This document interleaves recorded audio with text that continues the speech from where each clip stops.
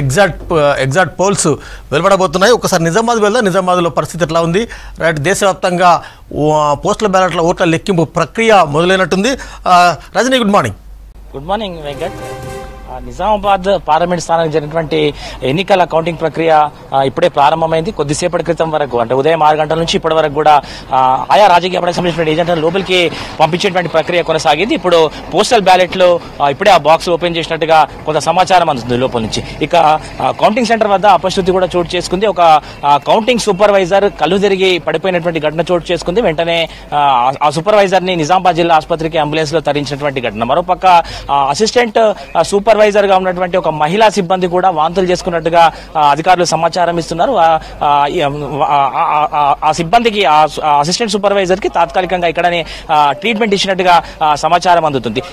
నిజామాబాద్ జిల్లాకు సంబంధించి గత 4-5 రోజులుగా కూడా 44-45 డిగ్రీల ఉష్ణోగ్రతలు నమోదవుతున్నాయి. సో అధికారులంతా కూడా 4-5 రోజులుగా ఈ ఏర్పాట్లను నిమగ్నమైనటువంటి నేపథ్యంలో ఈ పరిస్థితి నెలకొన్నట్టుగా తెలుస్తుంది. వీరంతా కూడా, అంటే సిబ్బందికి రెగ్యులర్ గా ట్రైనింగ్ ఇస్తున్నారు కాబట్టి కౌంటింగ్ సంబంధించినటువంటి ట్రైనింగ్ లో వీరంతా రోజు పాల్గొంటున్నారు. సో ఈ క్రమంలో అధిక ఉష్ణోగ్రతలకు డిహైడ్రేట్ కి గురైనట్టుగా సమాచారం అందుతుంది. చాలా మంది ఎంప్లాయీస్ కూడా చాలా అనీజీగా ఉన్నట్టుగా మనం మాట్లాడుతున్నటువంటి కొంతమంది ఎంప్లాయీస్ చెప్తున్నటువంటి సిచ్యువేషన్ కనిపిస్తుంది.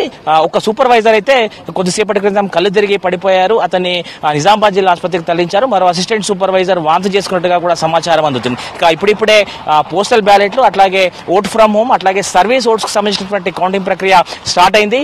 ఉదయం 9:30, మరో గంట 9:30 సమయానికల్లా మొదటి రౌండ్ ఫలితాన్ని ప్రకటిస్తామని రిటర్నింగ్ ఆఫీసర్ జిల్లాధికారి చెప్తున్నటువంటి నేపథ్యాన్ని మనం చూస్తున్నాం. ఇక ఇప్పటికే కౌంటింగ్ సెంటర్ వద్ద పోలీసులు భారీ బందోబస్తును ఏర్పాటు చేశారు. 144 సెక్షన్ కొనసాగుతుంది. రాజకీయ పార్టీకి సంబంధించినటువంటి కార్యకర్తల్ని ఈ సమీప ప్రాంతాల్లో, అంటే కౌంటింగ్ సెంటర్ కి 5 కిలోమీటర్ల మేర ఎక్కడ కూడా గుమిగాడకుండా, అంటే ఎక్కడ కూడా జమ కాకుండా ఉండేలాగా చర్యలు తీసుకున్నారు. అనుమతి లేని వారిని ఎవరిని కూడా ఈ ప్రెమిసెస్ లోకి అనుమతించట్లేదు. మరోపక్క కౌంటింగ్ సెంటర్ పరిసర ప్రాంతాలు దాదాపు 5 కిలోమీటర్ల మేరకు 144 సెక్షన్ ని విధించారు. పూర్తిగా పోలీసుల కంట్రోల్లో, దాంతో పాటు సీసీ కెమెరాల నిఘాల యొక్క కౌంటింగ్ ప్రక్రియ కొనసాగుతుంది. ఇప్పుడిప్పుడే పోస్టల్ బ్యాలెట్ కి సంబంధించిన కౌంటింగ్ ప్రక్రియ ప్రారంభమైనట్టుగా లోపల నుంచి అధికారులు సమాచారం అందిస్తున్నారు. ఉదయం 9:30 గంటకల్లా మొదటి రౌండ్ ఫలితం వచ్చేటువంటి అవకాశం ఉంది. దాని తర్వాత ప్రతి అరగంట 45 నిమిషాలకు ఒక రౌండ్ ఫలితాన్ని ప్రకటిస్తామని చెప్తున్నారు. మధ్యాహ్నం 2:30-3 గంటల ప్రాంతం కల్లా నిజామాబాద్ పార్లమెంట్ నుంచి గెలిచింది ఎవరో ప్రకటించేటువంటి అవకాశం కనిపిస్తుంది. వెంకట్,